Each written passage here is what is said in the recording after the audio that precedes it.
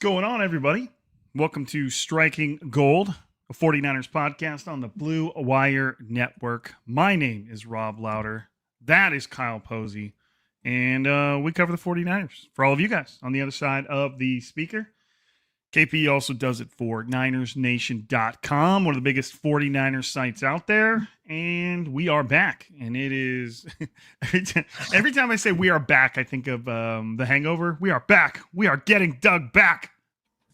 I'm a big movie quote guy. So like my whole life, yes, you are. My whole brain functions with movie quotes. I feel like I could speak a language all based anyways, and let's let that one go, Robert. Part 2 of our 53-man roster prediction. Part 2 of 2. There will not be a third episode where we predict the special teams. There will not be that. That would be, if we could find some way to make predicting the special teams roster take 30 to 45 minutes, that would be insanely impressive. That would be something else. But anyways, so KP, how are you, man? It's Monday, so we had the weekend. What's new? How is life outside of the 49ers universe? I'm good. No, I mean, I haven't been doing much, man. Father's Day went well. Not sure That's how right. it went for Happy you, Father's Day to you. Happy belated. Went to Top Golf with parents and child and girlfriend, so that was cool. Not much besides that, man. Watching some World Cup. I know. I was watching the college baseball national championship. I was watching that before we got on here. I think Oklahoma's winning it. They're on like their big time run. Yeah, Father's Day. That's cool, man. Still getting used to that. This is only like my second Father's Day. So when it rolls around, I'm like, oh, cool. It's the day that I guess it's for me now. So, right. It's cool. It's nice. Did I do anything special? Katie got me some butter beer. I think I've talked about that on the show before. Have I ever talked about that with you? I'm pretty sure you asked me about it like last week. I want to say. That's it right there. I try not to drink it on stream because it basically looks like I'm just chilling drinking a beer. Yeah, but, the NA, right?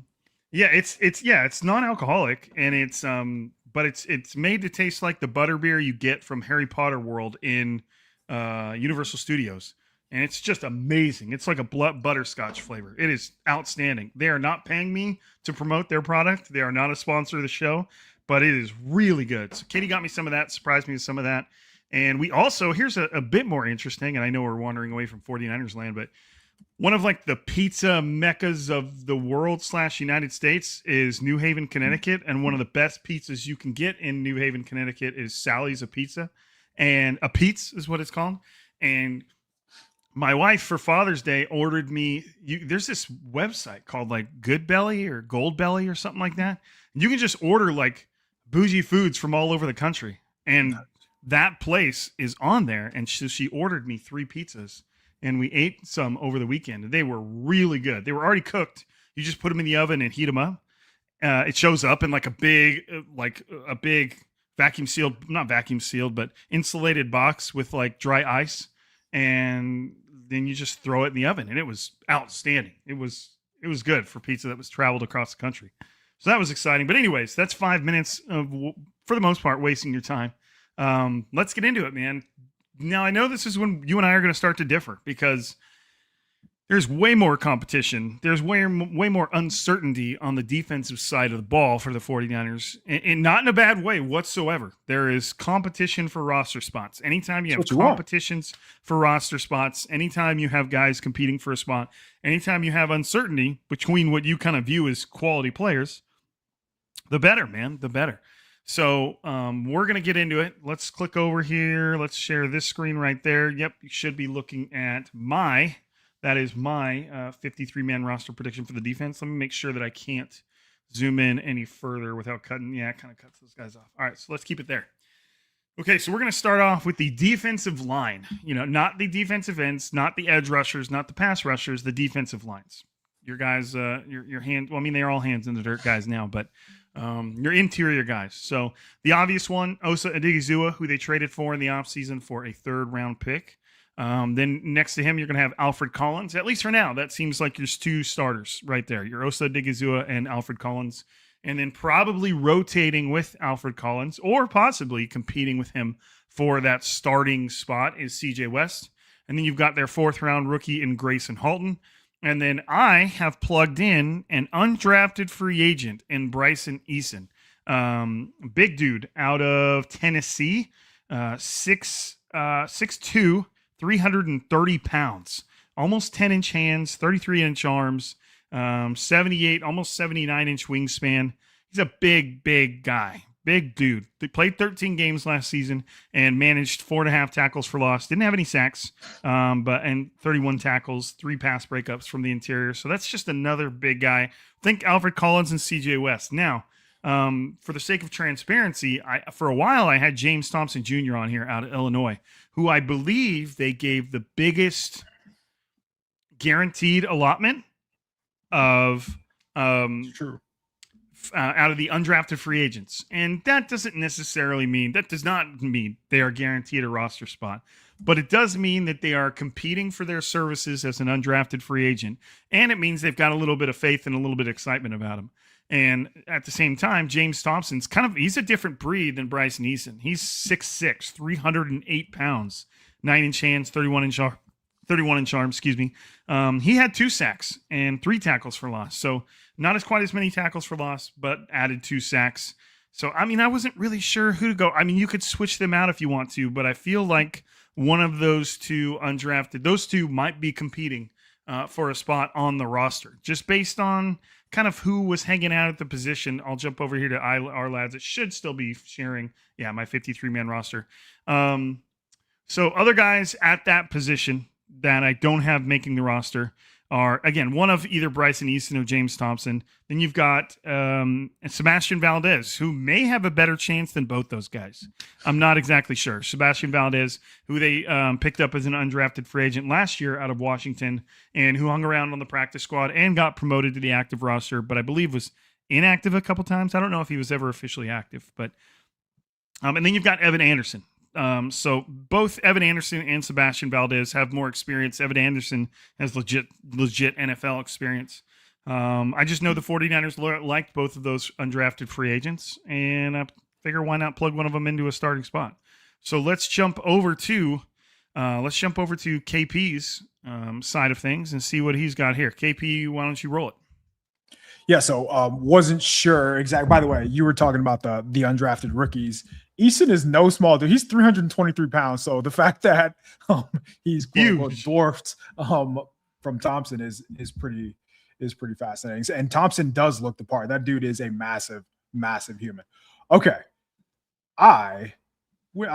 it feels like I went pretty chalky here. I guess chalky. I don't know if that's the right word to put it, but it's your word, man. It's what you want. Right. It's going to be, in my mind, Osa Odighizuwa, who I was watching today, just to get kind of a refresher. Okay, what is this dude? What is he going to bring to the table? How much of a bump are the 49ers getting with him? And I think there's no doubt about it, man. He has a chance to be a very, very good player. So everything hinges, I guess, around him, at least in the defensive tackle group, based on Osa. So we're going to go Osa Odighizuwa, and then we have the run stoppers, Alfred Collins, CJ West from last season, and then the rookie DT, Grayson Halton. I am going to the edge guys after that. So light on D tackles, but you also have to think the edge guys are pretty versatile, and I think that's going to allow them to go light from DT. So Osa Digizuwa, he's going to be able to play the one technique, which is closer to the center, and then like the three technique, the 4-eye, whatever it is. So he's going to be able to play pretty much A and B gap, and that's going to allow the 49ers to do a lot more, which again, when you can do more, it's going to allow you to carry either fewer players at one position when you need more players at another position. So keep all that in mind while I'm reading these off. So Nick Bosa, Michael Williams, who I don't know if he's going to start on the PUP list. I think he will, but like who knows what to do with that, right? So if I have in parentheses there veteran free agent, so if they don't go that route, maybe that's when you see another guy that they sign off the street. Maybe it's the Bosa's brother, maybe it's somebody else, maybe they make a trade ahead of the season, maybe they wait until September and Michael's not as far along as they wanted to, and maybe that's when they go get an Alex Heisman. So I think there are a couple different ways that this can go for the 49ers. But as far as the other guys go along the edge, Keon White, who I do believe is a guy who can win inside, who's going to do a lot more pass rushing from the inside this year now that they do have edge rushers. He allows you to go light at DT. And then you have Samo and Romello Heights. So I have them keeping 9 defensive linemen overall. Could that change? Yes, but I think that 9 with the versatility that we're looking at, like Keon White can play inside and out, Samo can play inside and out, Michael Williams, in my mind, like that's their starting 3 technique on obvious passing downs, with Osa being inside as the one technique. So I almost view him more or equally as a DT as much as he is on the outside. So like there are, again, a lot of different ways that you can skin this cat. I think Romello Heights is going to be huge for them in terms of just the speed element that he's going to add. He's going to be able to do the things that Bryce Huff did last year, but it's going to be more noticeable because Nick Bosa is going to be on the field and they're going to have more talent around him. So it's going to be a really strong group. One name that I would keep an eye on, speaking of Michael as a potential pup list, what if the Jags part ways with Eric Armstead and he's a veteran cut, whatever it was. I don't know if maybe I'm messing this up. I don't know if he just signed an extension. I don't know if he was rumored for extension. I know there was at one point this offseason where they were talking about him being like a surprise cut come training camp. Okay, this is the last year of his contract. I'm looking at this, so I didn't just make that up. That's good.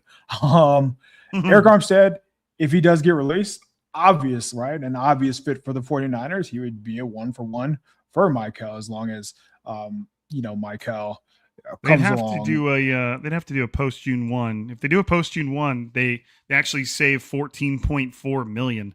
And they'd only owe him 4.9. And his cap number just went from 7.4 million to 19.3 million. So I mean, I wouldn't say the writing's on the wall, but there is a strong chance that they would feel like they could use that 14 million elsewhere. I think there were some draft picks as well too, which is how I got there to begin with. So just another veteran to keep an eye on, right? And the 49ers are always looking at the bottom of their roster, trying to improve, whether that's come August when there are other cuts around the league, or again, just trades. They've done plenty of trades right around that August. It might not be always splashy, but Brian Robinson, a great example, right? The injuries at the running back position last year. So they go out and get an RB2. So would not be surprised if that is an area where the 49ers look to upgrade if they feel like, again, either Michael is not far along, they're not seeing the second year bump from the interior DTs that I mentioned, Collins and West. Maybe Keon White doesn't look the part. Who knows? Like there are plenty of different reasons for why you would do this. Maybe it's Nick Bosa. Maybe Nick Bosa needs more time. I doubt that that's the reason, but again, you just never know. So that's where I am at with the D-line. I do say, and I will say, this has a chance to be the best D-line in like 3 or 4 years. So, which is saying something, and they've been good. They haven't been great. And I think this D-line has the potential to be great at least. Yeah. So you and I are essentially, no, that's the offense. Excuse me. There we go. We have essentially the same two. You just instead of adding Bryce and Eason, you have an extra. Well, you've got Michael Williams plugged down here. Now you have vet free agent. Is other than Eric Armstead, is there anybody else you could see them looking at there? I mean, Joey Bosa is the obvious answer, right? If they're thinking in terms of that. So I wanted to keep it to players who are realistic. Right. Those are the main two that I would keep it at. Okay. Yeah, no, it's exciting to look at this group at this point. Obviously, the giant, whatever you want to call it. Oh, Clowney, duh. Yeah, I would sign Clowney above everybody at this Sure. point. I know that Joey Bosa's the buzzword, and him and his brother in this on the same team and stuff is cool, but Clowney's just, man, he's been healthy that I know of, and he's just been really solid. And I feel like he maybe a little bit more than Joey has the ability to slide inside just a little bit more. Is a little bit more used to that. Has a little bit more of that frame.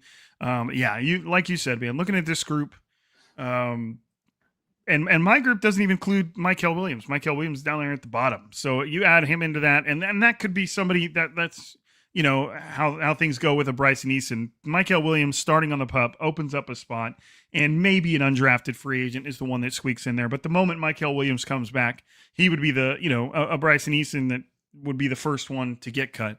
And that's something to think about with both of our rosters is if Michael Williams starts on the pup, that opens up another spot somewhere. And it could be at corner. It could be at defensive line. It could be at edge rusher. It could be at safety. It could be kind of wherever they want to plug it in. And that's kind of like gives you the opportunity to have that person on the active roster now. But the moment Michael Williams comes back, then that person obviously has to be shown the door, at least back down to the practice squad. So yeah, this is a fun group, man. I mean, if you just think of, let's say Michael Williams comes back in there, you're starting 4 on like pass downs can be some combination of Osa Odigizua, Michael Williams, Nick Bosa, and let's say Romello Height, or if you sign some sort of vet free agent, a Clowney or another Bosa, then you've got that guy in there, and that's a fun group, and that doesn't speak to the amount of players that are still able to rotate into the defensive line. Like this is starting to look like a unit where they can have a solid second group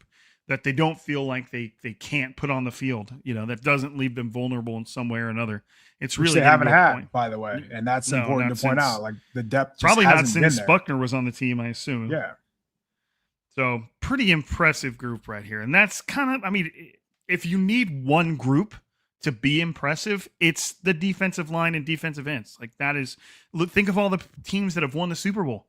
Just keep working your way back. All of them had better than average or good or great defensive fronts. I mean, look at when the Eagles played the Chiefs. It was an embarrassment because the Chiefs just could not handle that Eagles defensive front. And that's where it all starts with me. So let's bounce down here.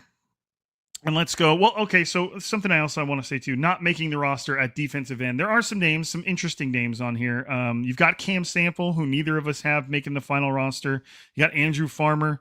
You've got William Bradley King. And then you've got Mikael Kamara from Indiana, who is, was on the national championship team. I should have pulled up his stats, but he's had a relatively productive college career. He just doesn't have the measurables. But that's another name that could vie for a roster spot, depending on how the 49ers pretty brutal injury history too, which is another reason why he went undrafted. I think he's had multiple. I thought it was it shoulder or was it okay?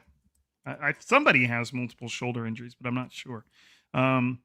Mikael Kamara had 2 sacks last year, 7 tackles for loss. The year before that, though, 10 sacks and 15 tackles for loss. And the year before that, at James Madison, 7.5 sacks and 18.5 tackles for loss. So he's been very productive despite being a smaller size and a smaller defensive end. But again, it's going to be tough. There's genuine competition that are standing in these guys' way. So, all right, let's jump down to, 2 season-ending injuries, by the way. And way back, this is how long he was in college: 2022 and 2021. He had season-ending injuries.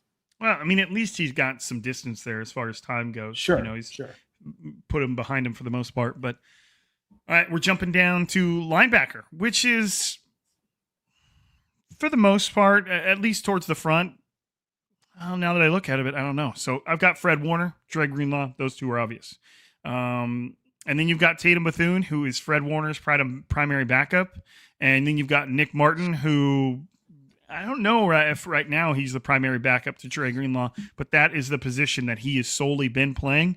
And so you'd think that their third round pick would be able to work his way into being the primary backup at least.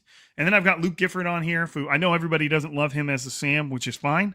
Offenses would target him. That's not why he's here. He's on the roster because he is a special teams All Pro. And he's a very good special teams player. I can't remember what game, but there was one game where he was just absolutely dominating on special teams and making every single tackle. And I think shortly after that, he got hurt. Welcome to the 49ers. Right. And then the sixth linebacker I've got on here is rookie Jaden Duggar. So that would leave not making the roster. You've got Garrett Wallow and Jalen Graham. So not necessarily anything shocking. Garrett Wallow did have some starting experience for the 49ers late in the season and into the playoffs, and he is good on the special teams. So if the 49ers, maybe they weren't seeing what they wanted to see from Luke Gifford, the thing I'm looking at here is, you don't want Luke Gifford back in there at Sam. So would they give Nick Martin some run at Sam?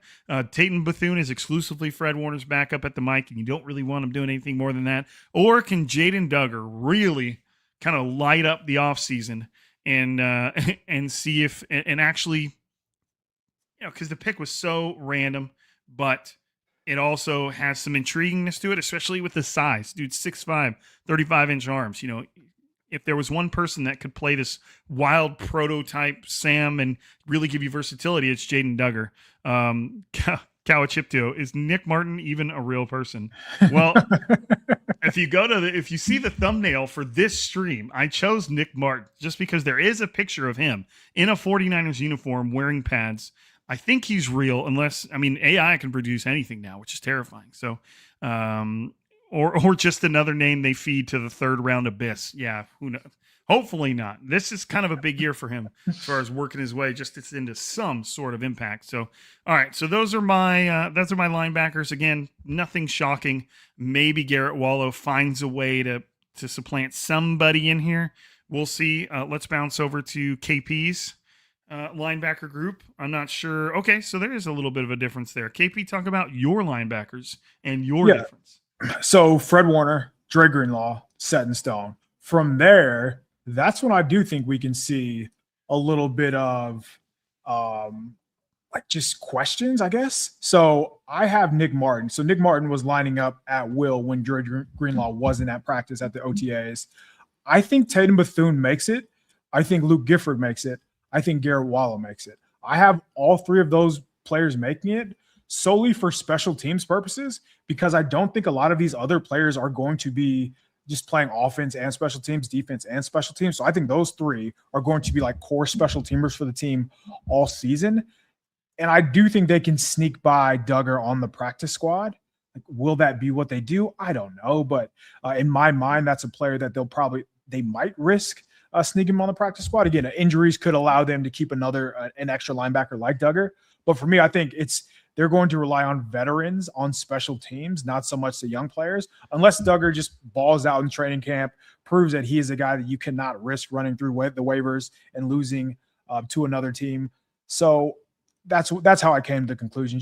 I'm going to rely on the veterans. I'm going to rely on the guys who have been there, not a player who was drafted in the 5th round, but for all his athletic accomplishments. I think it's pretty clear that there are other teams that thought him more of maybe even a priority free agent. So Duggar does have a lot to prove. He has the upside. There's no doubt about it. But I think Bethune, I think Gifford, I think Wallow all showed well or have shown well on special teams or on defense to some capacity over the past 1-2 seasons. So the way that they talk about Wallow makes it seem like they're really high on him. That is, again, at the same time though, Wallow is a guy who has never really played defense up until last December. So maybe they're more comfortable, letting him go through waivers as opposed to their actual draft pick in Duggar. So there are a lot of different ways that this can go, but I'm going with the known commodity over Duggar in this instance.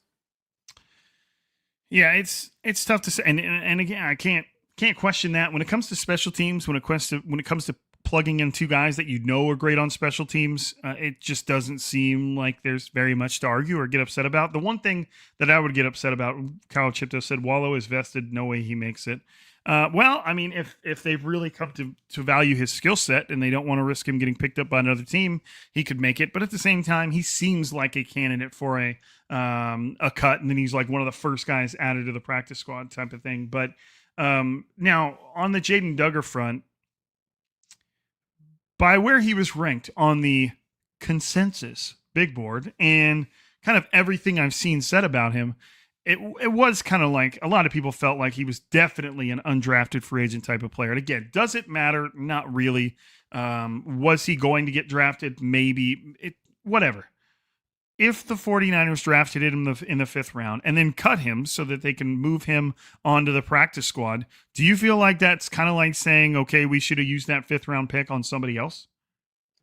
Yeah, that's the tough part with these day 3 picks, because you have an idea, and maybe KJ Wright was just so strong in his opinion that they're like, all right, we got to throw this guy a bone. Maybe he does know what he's talking about because he was so good during his playing days, but it wouldn't look good at all, right? If they come out and he looks lost and he doesn't know where to line up and he's jumping off sides, he's missing tackles, he's not doing what he's supposed to. Even as a rookie, he looks like he's behind the 8 ball. Even for a day 3 rookie, that would not look good. So I understand maybe that's even more reason they might keep him over one of these other guys like Tatum Bethune, who was a 7th rounder, who might be a lot easier to pass through on waiver. So again, there are a lot of different ways, but to answer your question, I think it would be just a bad look overall if they were to kind of like, what if it also, like, we're assuming these draft picks are going to make the roster because they're draft picks. That's not always how this works. It's not. And 5th round is kind of a little bit of a gray area. I would say it's for not, most teams.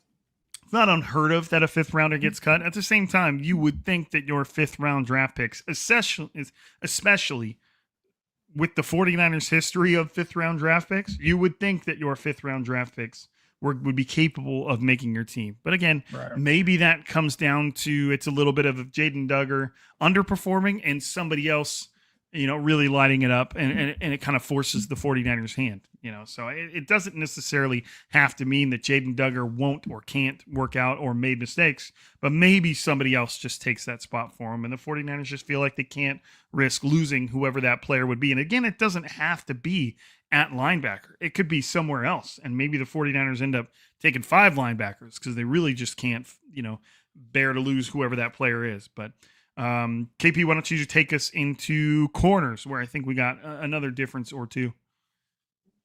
All right, so cornerback, Renardo Green, Diamador Lenore, Upton Stout, starters. And then from there is where I have like the depth coming into play. So I have Jack Jones, I have Nate Hobbs, I have Syrian Neal, and I have Ephesians Prysock. So that is more corners than they've ever kept. So there's a reason for that, and we'll get into that at the next position. But again, I think like these guys are going to have to play special teams. Prysock's going to have to play special teams. Syrian Neal already plays special teams. And then Jones and Hobbs are your depth just in case Stout doesn't take the year 2 jump, which I don't think is going to be the case. But I think more so for an injury or a hiccup in performance, we'll call it, to Green or Lenore. So a lot of corners, tons of corners, but for reasons, right, that I mentioned, similar to the linebackers, where a lot of these guys are going to have to play special teams. I don't think the 49ers are going to throw their undersized young wide receivers on special teams. Because of that, you're going to have to keep more athletic players, and that's where we see a lot of linebackers. That's where we see a lot of cornerbacks, and that's how I came to the conclusion of an insane amount of cornerbacks. So 5 light, 7 heavy, and I went with 7 just because, again, veteran, you're not going to cut Prysock because he was a 4th rounder. I think 4th round is when you're going to get the nod, right? But Syrian Neal was a special teamer through and through last year. Nate Hobbs is interesting because he didn't really play special teams, whether it was Packers, whether it was Raiders. Like, that's never been his game. In my mind, hey, if you're going to play, man, you're going to have to play teams. And I think he's just way too athletic to sit on the sideline. And then Jones a little undersized. He might be the jack of all trades. I don't know if he will play special teams. We'll see. But I don't think we're gonna see the 49ers be light in this department. I will say, though, that will be the case at the next position. Where do you got for corners? What were you different from what I have? I mean, not too different, and definitely not different in a way that makes any real difference. Diamador Lenore, Renato Green, Upton Stout up top. That one's easy. And I also have Nate Hobbs right behind that. Ephesians Sprysock, their fourth round rookie, everything the same as you. And I plugged Darrell Luter Jr. in there just because he does play some special teams. I don't know if Jack Jones plays any special teams. You were just talking about that. I don't know if he would be down. I don't know if they want to ask him to. Darrell Luter Jr. has done it, I'm not necessarily saying he's done it well. He's got that one play under his belt that everybody's going to think about for the end of time. But he's just been on the roster. I kind of just gave him the nod. I don't know what they think of Jack Jones. I don't know how much they like him. I don't know where he sits on the depth chart. I'm assuming you've got if you want to kind of lay it out, you've got Nate Hobbs, who was at his best earlier in his career at the nickel. So maybe they consider him like a backup for Upton Stout that can also play outside if you have to. And then you've got Ephesians Sprysock, who's a rookie, but he's an outside corner. And then you got Darrell Luter Jr., who they've brought in multiple times to back somebody up at outside corner. Plus he plays special teams. Now, if you want to switch that out for Jack Jones, that's fine. I'm just not sure if you're getting somebody for that, if you're just getting a backup corner, if you're getting somebody to play special teams. Darrell Luter Jr. is the Kyle Williams of cornerbacks. Oof, man, that's rough. Come on, man. That's dirty. But I mean, it was in a bigger game too. But so yeah, this is easily one you can switch out and move around. Let me go back to our lads here at corners, and players I have not making the roster are Jack Jones and Eli Apple. And let me see if there's anybody else down here. They got Siren. No, they actually have Siren Neal as a nickelback, which he's not. Jacob Robinson, an undrafted free agent who they added last year, who I thought last year had a pretty good shot at making the 53-man roster. I liked him, but he broke his forearm. He's a smaller guy. But I like the way he plays. He's a good player. I watched him personally at training camp, several practices, and really thought he might make the roster. But his chances seem less. So again, I mean, if you want to remove Darrell Luter Jr. and go with Jack Jones, that's fine. Again, you might be getting better depth at corner, but then are you losing somebody on special teams? Maybe. But there's nobody else on this roster that just blows my mind that they wouldn't be sticking with. At that point, it comes about later in the depth chart, becomes about what you value, what you want back there. And again, even if Darrell Luter Jr. doesn't play special teams well, or he's got some goofy plays under his book, he still plays special teams. And I don't even know if Jack Jones has. So it'll just depend on how they sort that out, and how their special teams coordinator, if he has any guys he wants to try and make the roster. So nothing crazy at corner. I don't think anything was that different. It's just a matter of where you want your depth and how you want to spread it around, and kind of who you view backing up who. Jumping down to safeties. And this is another reason you had 7, because you had Siren Neal as a corner. I put him as a safety. I don't know technically where he falls. I know he kind of has a versatility to play both. So where KP had 7 corners, I kind of still have 7 corners too. But I have Siren Neal has the versatility to play both. So I just put him here. And you've got Malik Mustafa and Jair Brown, your 2 starters right now. And Raheem Morris already went on record saying it's competition. Now, all coaches are really going to say that, unless it's somebody that's just obvious. Like, you're not going to say it's a competition for Fred Warner and Dre Greenlaw to be the starters. Like, we get it. But for Malik Mustafa and Jair Brown, I don't think either of their play was solid enough in last season to just be considered the unquestioned starter this year, especially when you're bringing in a new defensive coordinator who may have different preferences, who may want more of a true free safety back there. In that case, Marquis Siegel, who I have making the roster, his chances might increase based on the fact that depending on what they want. Now, the 49ers, at least under Robert Saleh and under DeMeco Ryans, they've seemed to always favor safeties that could just do both. And right now, the 49ers kind of have 2 safeties that you can ask them to do both, but neither of them are very good in coverage. And they both belong a little closer to the line of scrimmage. And even then, they still struggle in that regard if you're talking about missed tackles. So it's kind of an odd group. I don't know. Like if you were to ask me who the starters were, I guess I'd tell you Malik Mustafa and Jair Brown, but it would not surprise me at all if Marquise Siegel took a step forward and was able to replace one of these guys. If it was one of them, I'd say it's probably Jair Brown. And then you got Cyril Neal back here, who again, very good on special teams, can play corner and can play safety. So that's a player that has a lot of value on a roster spot. Somebody that can successfully play two positions, has experience in two positions, and is good at special teams. Considered one of the better special teams players in the NFL. So let's jump over. Those are my four safeties. Let's jump over to KP, who again only has three, but Cyril Neal is over here with the corners. So KP, what are your thoughts on this group, man? Yeah, I think it's light, and I went light there because I wouldn't be surprised if somebody else comes into play here. And who that is, I don't know. Like Jesse Bates feels like the obvious answer, but a lot of people that just feels way easy to connect the dots. I wouldn't be surprised. Well, neither of us had Ashton Davis making the roster. True, and I don't think he's going to make the roster for what it's worth. So Jair Brown, Malik Mustafa, those are the starters. Marquise Siegel, he's not going anywhere. He's still on a rookie contract. So, like, where do you go from there? You had Cyril Neal. It could be Price at Hobbs.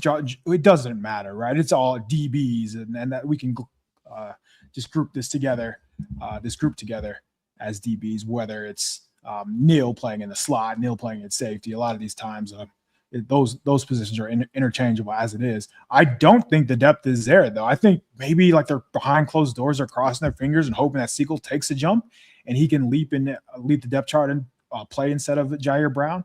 I don't think Malik Mustafa is going anywhere anytime soon. He still has 2 years on his contract. He played way too well as a rookie to give up on him. So right. In my mind, like I still think he has a very good chance to continue to ascend as a player. He just took a step back because his knee got tore up. Like that has to matter, man. He didn't play well last year, but you could see he was recovering from a knee. You could also see that he was trying to do so many other people's job. He didn't trust the linebackers in front of him. How could you trust the linebackers in front of him? So he was getting nosy in coverage and he was trying to just do too much. And that's going to change because 54 is back there now. So I don't know that the depth chart at safety really matters that much because there's going to be a lot on Mustafa's plate. So whoever the free safety is, they just need to, the bare minimum, man. I'm talking, hey, no 40-yard bombs. The defensive line is going to get pressure. When they throw you the ball, catch it. Like that seems like the game plan for the 49ers safeties. When you're one-on-one, when you get a chance to make a tackle, you just have to make a tackle. That's been an issue. That was an issue for Brown and Mustafa last season. That was an issue for Siegel even at times. So Siegel has the most upside. There's no doubt between him and Jair Brown, but he's got to prove it on the field, man. So I don't want to crown him. I don't want to give him a leash when he really hasn't done. He really given us a reason to give him a leash. I feel like if the 49ers felt that way, they would have kept him out there last year. Do you think they made the right decision to pull him kind of midway through the season or whatever it was? It was actually even before that, so about a month and a half in. Yeah. Or do you ride it out and just let that rookie continue to take his lumps? Because he took some lumps, all right. But at some point they're like, all right, enough is enough. Maybe we don't want to shoot his confidence too much, and that's why they made the move. Yeah, there's other things that go into it. If it were me, I would have left him out there. And like the crappy thing is, so many of the plays he gave up, he was so close to making himself. It was just some subtle or not so subtle corrections could have completely changed the result of the play. And almost only counts in very few aspects of life, horseshoes, hand grenades, and H-bombs type of thing. But it's just a matter of, to me, he's a young player taking his lumps. We saw the same thing from Upton Stout, and he stayed out there, and that slowly started to turn the corner. The thing with me, the reason I felt like they should have left Marquise Siegel out there is not because Marquise Siegel was looked like he was turning the corner. He was struggling for sure, but so was Jair Brown. Right.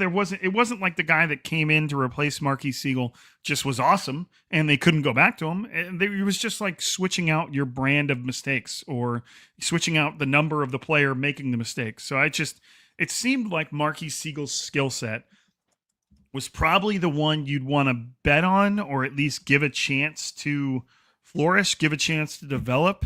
And again, he was a 5th round pick. So it's not like he's He's somebody who you're just expecting. He wasn't a second rounder. He wasn't a third rounder. He's not somebody that you're just expecting to fill that role because of what your scouting department has seen. He had traits. He's a former DB that has speed with decent size.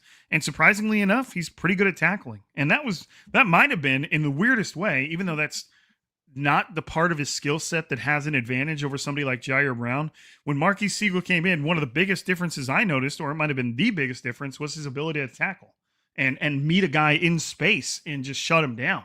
He had that one tackle on the left side of the field at one point. It was like the player had gained like 5 yards, and Marquise Siegel just met him in open space, heads up, and stopped him, actually drove him back a little bit. It's just, you saw things that just looked a little bit better. And again, like I said, there's plenty of plays that Marquise Siegel was not making or getting beat on or giving up. But I just saw it as both safeties are giving up those same plays. I'm going to bet on one that has the traits that I think make for a better safety. So that's what I would have done. I would have just left him out there because, again, it's not like you had a guy behind him that was playing better. It was just like, let's just switch him out, I guess. But Right. you made a good point there in the fact that, can leaving a guy out there to just continually give up plays damage his confidence irreparably? You know what I mean? So that's a point to be had. But if he was game and it was up to me, I would have left him out there because I just would have, imagine with the conversation we would be having now if he turned the corner and he started to look pretty good. It's like, okay, we've got Malik Mustafa, we got Marquise Siegel. They've got differing skill sets. You can bring Malik Mustafa up to fill that like dime linebacker hybrid safety, can do both role, and then Marquise Siegel's looking pretty good back there. But and I'm not even saying that conversation would have ever materialized, but at least we'd know one way or the other, where I feel like we don't. But maybe the 49ers coaching staff does. And like you said, during OTAs, all the safeties were giving up big plays. So maybe nobody's ready. Maybe nobody's ready. Oh, so that's safety. I mean, that's the bulk of the defense right there. Let's we got to give us a subtle nod to special teams. I'll jump over to mine just because I added Jack Boatmeister over here. I had to scoot the column out a little bit to fit his name. But at kicker, you've got Eddie Pinheiro, obviously one of the better kickers in the NFL last year. And statistically, percentage-wise, one of the better field goal kickers to ever play, which is just crazy. And then you've got Corliss Waitman, who they signed in the offseason, who is an upgrade at punter, but that's not saying much. He's probably a bottom half punter in the NFL, but they didn't have much at punter, so they've got Corliss Waitman for now. But the question mark there is Jack Boatmeister out of Texas, who they signed as an undrafted. They signed as an undrafted free agent, but he hasn't been able to show up because apparently he hasn't been able to get his work visa. I don't know whose fault that is, but somebody needs to get their act together. But again, you can go on YouTube right now and see find Jack Boatmeister highlights where the dude was just insane at placing the ball where it needs to be, inside the 15, inside the 10, inside the 5. But he's not here. He's still in Australia. And I don't know if the 49ers are planning on picking him up in Australia. Maybe they're just like, don't worry about coming here. We got Australia week 1. But at the same time, you want that guy there for an entire training camp of punter competition. So I don't know. I don't know what to expect there. But I really liked him. And if he was here on the ground in America, I would probably have his name here because I just feel like he might have, and he's an Australian punter, man. Those guys are always good, right? But speaking of always good, Monsters Inc. and Monsters University are big movies at the house right now, and we love having the conversation about Mitch Wishnowsky and Mike Wazowski. those two both come up often. And then you've got long snapper John Weeks, who's only 75 years old, but he's still doing it. KP, anything interesting to say about the 49ers special teams? No, the less we talk about them, the better. So True. Ideally, right, we're just talking about Eddie P being dinero once more. We never have to mention the punter. We don't have to talk about a bottom 3 net average. And let's just keep it like that. I mean, they've taken strides. Obviously, I think they made the right hire at the special teams coordinator, Brant Boyer, but the bar was so low that he was always going to be better. Dang it. There was one thing I wanted to, it just popped into my mind. One thing I wanted to talk about after we got done talking with these, and I can't remember what it was. Oh, this is so frustrating. It was going to make for a good conversation too, and now I can't remember. Cal Chipto said John Weeks is a specimen. He is. He is. He's like a little bowling ball, man. He's not a big dude, but he's not small either. But yeah, if Jack Baumeister somehow makes, I know you, like you said, we don't necessarily want to talk about special teams players, but if he makes the roster, I'm going to talk about him. We're going to have weekly. I got to think of some sort of nickname with that last name. Do something for a weekly update. A Meester weekly update or a Meester something. There got to be an M with alliteration. Man, what was I going to talk about after this? I am so upset. That's what happens, man. You turn 40 years old, and all of a sudden your memories don't even stick around. They just leave. Window goes out the window. They're gone. Memory man. goes out the window. I was just about. It was going to be a funny conversation, and I can't remember. I'm upset. And the moment I hit end stream, I'm going to remember everything. Yep. I know. It's all going to be clear. Come on, Robert. You can do it. I'm not going to try and do it in front of you guys. That would be horrible content. KP, there's the roster, man. There's the roster. Our 53-man roster predictions. We will keep track of who had more correct choices for bragging rights. But we were probably both just way wrong, and that's okay. And once we fire off, once we end the stream, we'll have to figure out what we're doing on Wednesday because the show rolls on. But that's our 53-man roster prediction for now. We will probably approach this again, like post training camp and preseason, when things really kind of start to clarify, and there will probably be some changes to make. And again, like you said, maybe there's players brought in that haven't been brought in yet, and we'll see. Like Max Crosby. There we go. That's who they're bringing in. That's the one we don't have under the radar name. Yeah, here's one for you. Nobody's talked about. Dang it! I'm like giving myself a slight opportunity to remember what I was going to talk about, but I can't remember. I'm so disappointed. Y'all know what it is. You know that feeling. But it'll come back to me at some point. And if it's really that important, I'll bring it up in the next episode. KP, anything else to talk about? Thank you all for tuning in. It was a nice, fun exercise here to go through the entire roster. It's tough to have, that many differing opinions on a team where there is competition, but for the most part, we know who the 45 the dudes to 47 are going to be. We know who them dudes are. All right. Appreciate everybody for hanging out in the chat. If you haven't already, make sure you like the stream. If you're not subscribed, make sure you subscribe. If you're listening to the podcast and you haven't wandered over to YouTube, you're looking for @the Striking Gold Podcast. That is us. Make sure you subscribe. Hang on board. If you're one of our Apple podcasters or Spotify and you haven't left us a 5-star review, please do that. We would appreciate it. We would be in your debt, but man, for another episode. You already know what it is.